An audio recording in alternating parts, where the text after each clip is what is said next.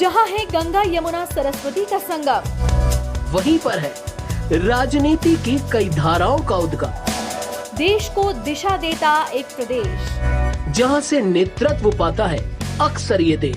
ढेर सारी खबरों का खजाना है उत्तर प्रदेश। हम इन खबरों से करवाएंगे आपको रूबरू। देखिए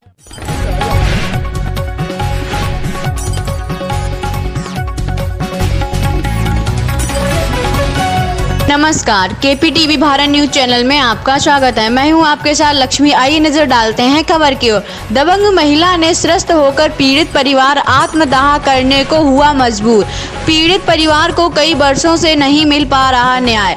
कानपुर के थाना ग्वाल टोली क्षेत्र निवासी पीड़ित सुगंधा कुमारी के परिवार को अपने पड़ोसी के चलते कई वर्षों से भय से साए में जीना पड़ रहा है। पीड़ित के मुताबिक दबंग महिला माया निषाद कब्जा करने की नीयत से पीड़ित करने को परेशान करती है। यहां तक कि पीड़ित परिवार को आए दिन फर्जी मुकदमों से फंसाने की बातें भी करती है। कानपुर कमिश्नरेट पुलिस प्रशासन पीड़ित परिवार को भयमुक्त वातावरण देने में नाकाम दिखाई दे रही है। अब ऐसे में पीड़ित परिवार न्याय पाने के लिए कई वर्षों से न्यायालय के चक्कर लगा रहा है, लेकिन कहीं ना कहीं पीड़ित परिवार को अपनी जान का खतरा भी महसूस हो रहा है। पुलिस प्रशासन की तरफ से भी पीड़ित परिवार को किसी भी तरह का आश्वासन नहीं दिया जा रहा है।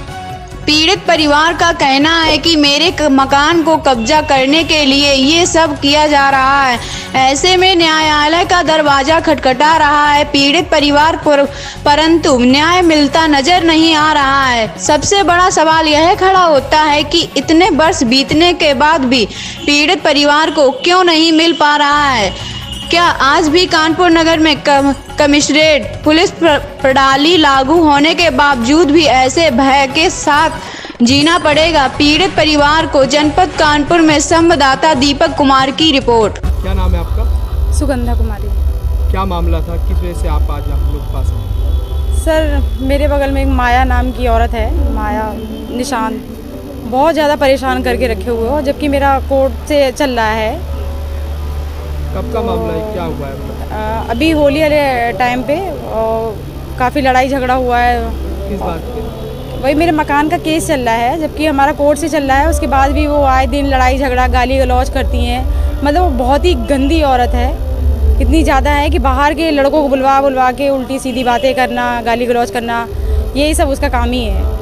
कितने टाइम से केस चल रहा है? ये मेरा चल रहा है वही 2011 से। अभी तक क्या उसमें कोई न्यायालय से कोई आप लोग को राहत नहीं? उसके बावजूद अभी जो होली पे आप बता रहे लड़ाई झगड़ा हुआ है, हाँ जी। तो उसमें क्या किया हुआ? होली पे कुछ नहीं, वही मेरे को धमकी दी जा रही थी। होली से पहले ही मेरे को धमकी दी थी कि आप अपना केस वापस ले लो, नहीं तो अगर तुम केस वापस नहीं लोगी तो हम तुम्हारे भाइयों को मतलब फंसा देंगे। तो वो यही करने के चक्कर में उसने मेरे भाइयों को फंसाया कि केस वापस ले लो। अब मैंने कहा मैं केस वापस नहीं लूँगी, तो चाहे तुमको जो करना है करो। तो उसने एक टारगेट बनाया मेरे भाइयों को, क्योंकि उसके कोई बेटे नहीं, इसलिए उसको कोई भी मतलब बेटों को कोई वो नहीं है।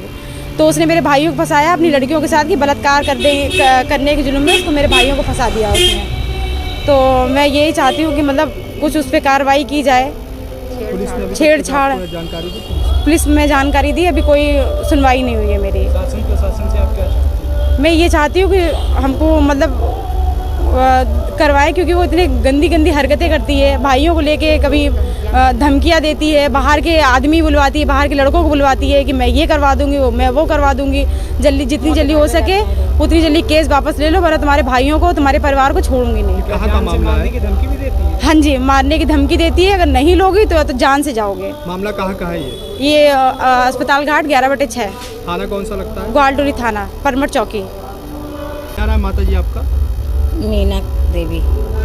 क्या मामला ये आपकी जो बेटी ने अभी बताया है कि ये मामला क्या है? मामला क्या है कि बेटी हमारी 2 बेटियां हैं, और काना जो इसने जो पहले हरकत की सबने मिलके, तो हमारा केस भी चल रहा है। और हमने इन लोगों को हम इन लोगों से बहुत दूर रहते हैं, लेकिन ना बोलना ना चालना, अपने काम से मतलब। अब बताओ, कमाएंगे नहीं, खाएंगे नहीं तो क्या है? बिटियां भी कमाएगी नहीं तो हम लोग कैसे खर्चा चलाएंगे?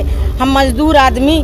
क्या धमकी दी उन्होंने? और धमकी ये देते हैं कि तुम्हारी बिटियन और लड़का, पहले तो हम तुम्हारे लड़कों को फंसाएंगे, हमारे लड़के नहीं हैं, हम अपनी बिटियन से बलात्कार लगवा के तुम्हारे लड़कों को तीनों को फंसवा देंगे, बाप सहित 4, और तुम्हारा तीनों को ऐसा हाल करेंगे करके जो तुम मुँह दिखावे, जो बिटियाँ हैं जो मुँह दिखावे लायक नहीं रहेंगी।